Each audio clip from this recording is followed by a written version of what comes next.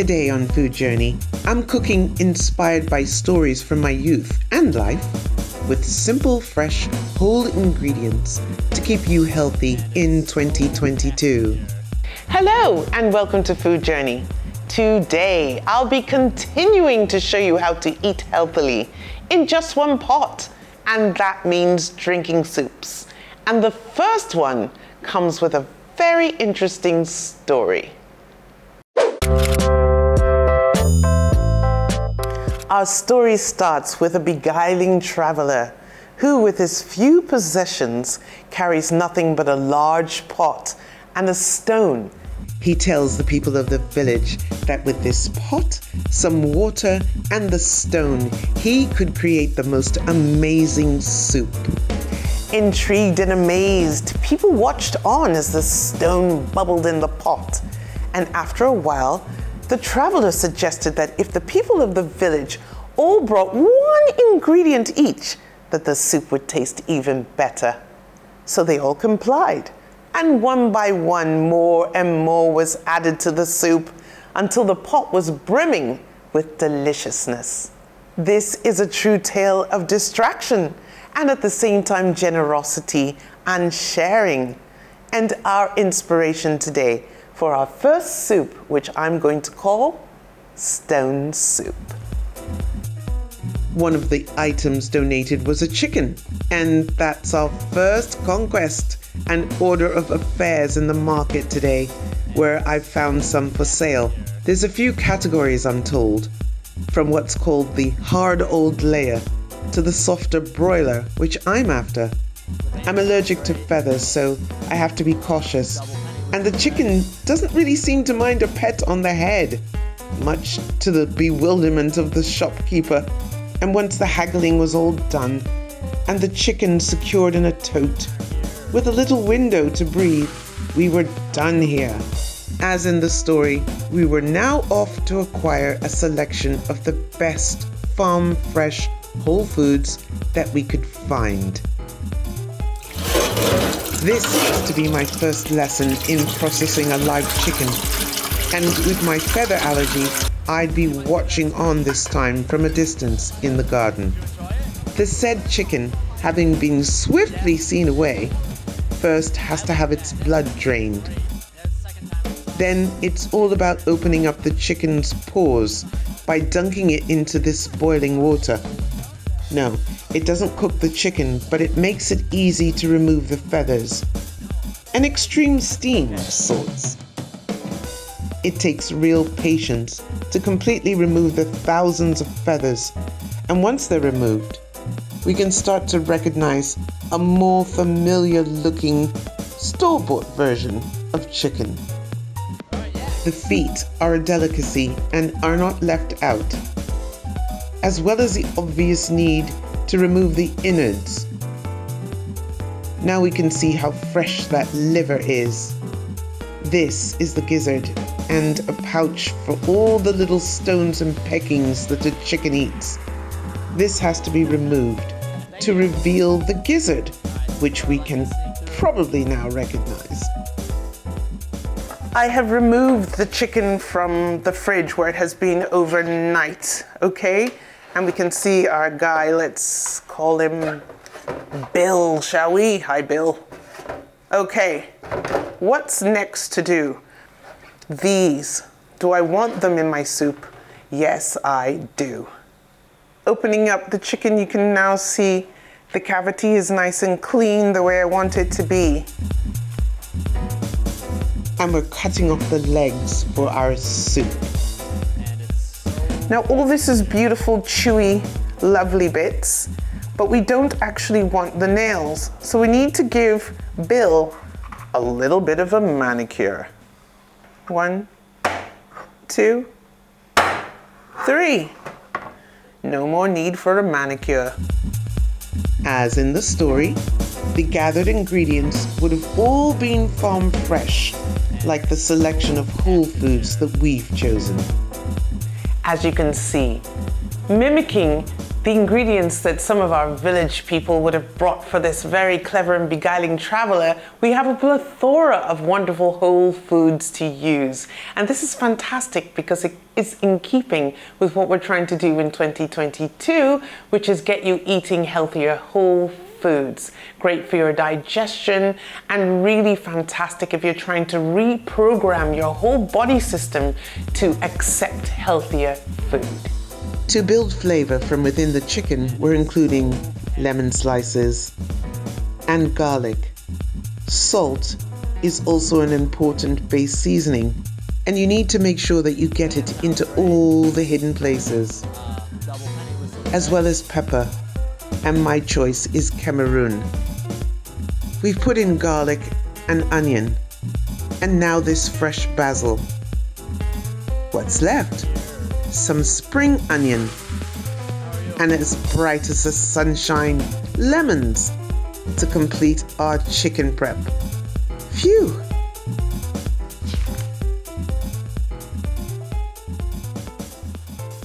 Little soy oil in there, love that, and in with some onions and a garlic. Low flame. Big pot. The next thing in is our beautiful basil, nice and fresh. And we're just going to give these a tiny little toss around. And then the next thing is to grab Bill and get him in there. Just like the story. All in one. So with 2 spoons, I'm just going to be gently turning our chicken like that. There we go. The other side. And at the same time, I'm also going to add in some of the other bits, the gizzard, the liver, the heart, and the feet and the neck. I decided to put that in there too. Why not? What else do we have over here? We've got some beautiful Cameroon pepper, nice and smoky, some paprika. We've also got some red chili, dry pepper, and we've got some turmeric. So let's start out with that. Everybody knows turmeric is great for you. Let's put some of that in, and Cameroon pepper. Look at that, fingers all spicy-fied, smelling lovely, and finishing off with some red chili pepper as well. We have some beautiful other whole options that we have to use. One of them, beautiful pumpkin butternut squash. I love this. It's nice and firm. And there you go, that's how it is on the inside. I wonder if the unsuspecting village participants in our story knew that they'd been tricked by the traveler. Truly humorous and clever, yet still. And representing our stone today is the potato. We can now add in these vegetables. Right in.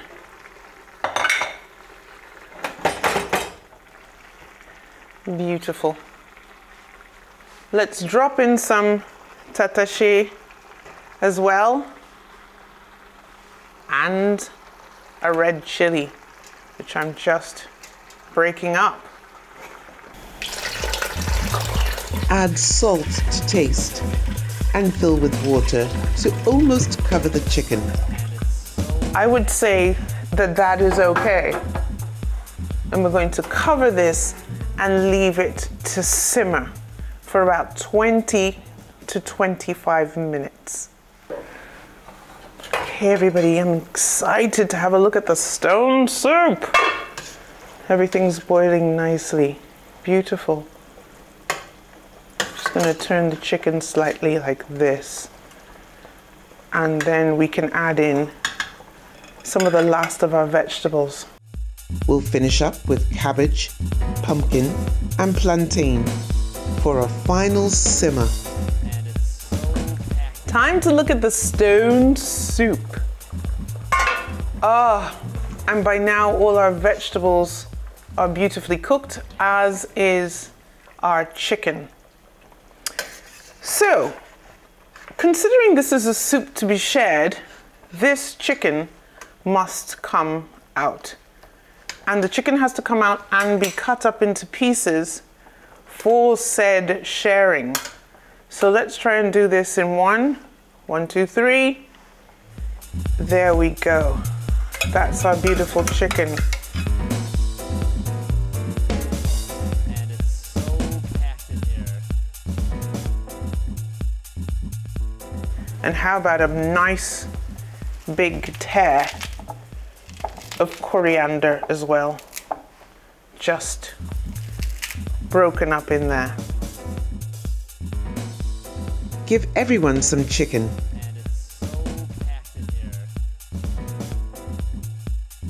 And then top their bowls up with the delicious assorted healthy vegetables. That sounds great. There's nothing but shared goodness in this bowl, and your body will thank you abundantly for being so good to it, I promise. This next soup is a nostalgic one, as it was made for me lovingly by my Ghanaian mother-in-law as a soothing cure for a restless tummy. Comprised of tomato base with ginger and garlic, enhanced and enriched with delicately smoked fish. This is truly mother's soup. This is a beautiful Ghanaian light soup, and it's called a light soup because it's very light in consistency. And the first thing that we have to do with our tomato is steam them. So I'm just taking out this eye here. Reason being, I don't want it to be difficult to blend. Hard obstacles not needed. So tomatoes just whole in there like that, and just go for another one. And just take out this center bit here and drop it in. I'm just making enough soup for 2 people today, so I think 6 or 7 tomatoes will do it. The tomato is a fruit which comes from the nightshade family. The antioxidant lycopene gives it its red color, and they're full of vitamin C, K, folate, and potassium. There's so many varieties and flavors as well to experiment with, and so many ways to enjoy them. The next thing we need to add is some onion. I've peeled this and I'm just cutting it into pieces. That's 1 onion going in. And then we need some ginger. The ingredients I'm using are not uncommon as a pepper mix in West Africa, but the fact that they'll be steamed and then blended and passed makes for a different methodology. So you see that's building up. So all we're going to do now is add an extremely hot pepper, 2 of these, and 1 that's a bit mild. And everything's going to steam beautifully in our steamer. Bottom half. Top half, we're adding some tatashi. Love this. It's going in. And what else? Some very beautiful garden eggs. Now these are the yellow variety, and I find them to be not quite as bitter, and it is a variety that is used in Ghana. So all I'm going to do with this is I'm going to cut it in half and add it to the steamer as well. So the beautiful light soup that I'm making is going to have manla in it. A few sticks from the market, we'll take that out. This is a fleshy fish, I really like it so much. So I'm just going to delicately open it up and then get the flesh that I want out of it. So splitting it, see how much flesh is in there?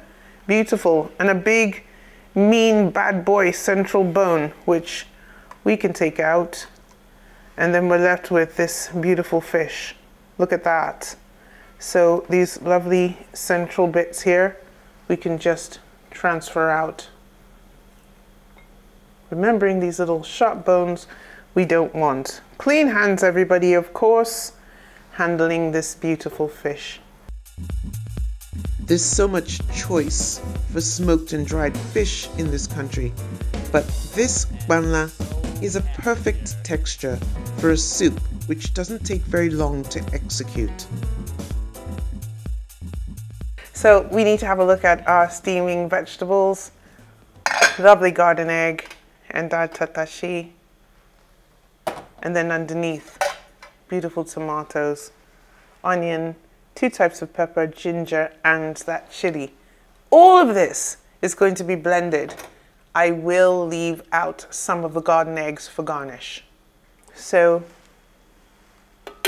all of this in the blender. Skins and all, because it'll all be passed afterwards. Right? I'm adding a little bit of water to assist, and then it's the blend.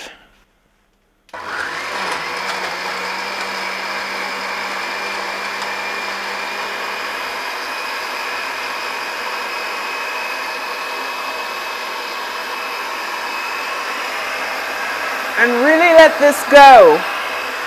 Really let it go.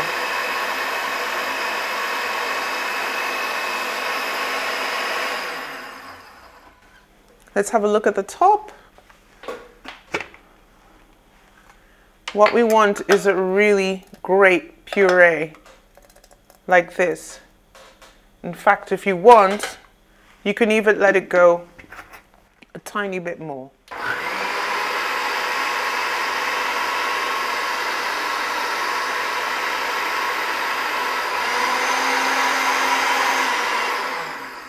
That should do it.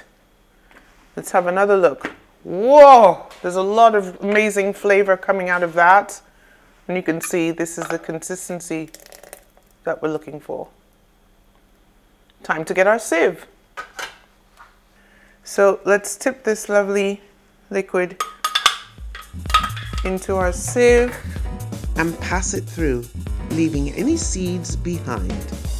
I'm using my clay pot and some lovely spices to bring this simple soup together.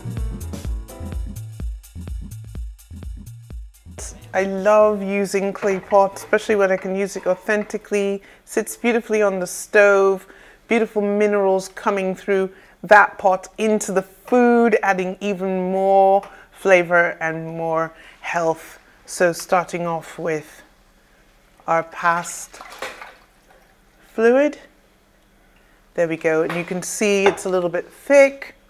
So what I'm going to do to that is add just a splodge of water, like so. And it's so packed in here.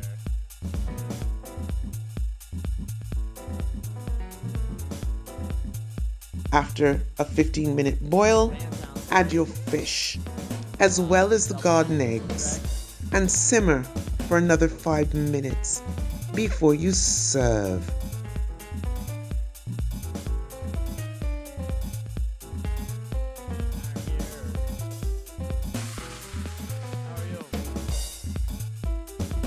A definite bowl full of mother's love. Our last soup is a cold one. Cold, I can see you all saying, which isn't really usual for a Nigerian palate, but is also a vegetable-based one called Gazpacho. No cooking, just blending raw ingredients. For the gazpacho, tomato and cucumber are the main ingredients. So what we've got to do here with clean hands is chop up a lot of tomato. What I have done first is remove that central core again, just getting them into quarters and then half again, all right?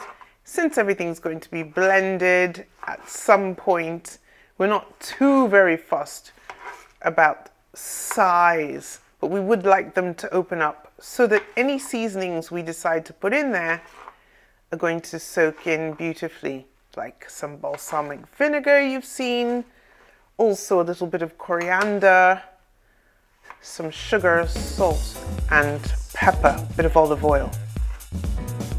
The base seasoning for the tomato is salt, half to be blended and half left in pieces initially. So the other half that isn't getting blended yet goes into a bowl like that. So we need some cucumber. Just taking the tip of this, cutting it there, and then we'll need to peel it. Smells so fresh and beautiful at the moment. And the reason why cucumber makes such a beautiful partner for this soup is because it's so watery in itself. So when it's blended, it's going to add to that lovely fresh sort of juiciness. The band sounds great. Double penny whistle track. Garlic and some spicy tatashe will warm this cold soup, as well as onion, but not too much of that, please. With everything composed now, the first thing we must do is take the half of our tomatoes that are to be blended, and guess what? Blend them.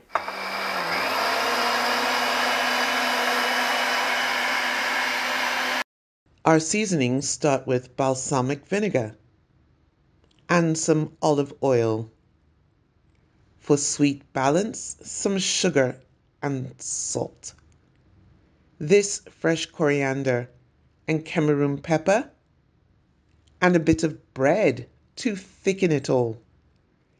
And then mix all together thoroughly to distribute the spices. Lovely. Next thing, we're just going to add in our lovely mixture. Let's pour that straight in. Sounds great. Oh ho ho. And place that back. Give this a beautiful mix. Now, at this point, you can leave this in the fridge for a little while, sort of soak in, and I think I'll do that for about 30 minutes.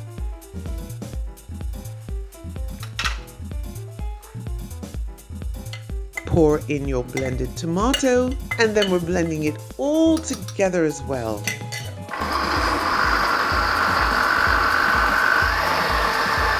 And then it's ready, garnished with onion and cucumber. This is a cooling new taste sensation for your culinary repertoire. What an awesome time I've had with you today, sharing stories and cooking. I hope you've had some fun, and I'm wishing you a beautiful week. And guess what? We'll see you next time. Bye. Food Journey has a new Instagram. It's FOODJERNY @Food Journey. So if you were following us before, please come and follow us here now.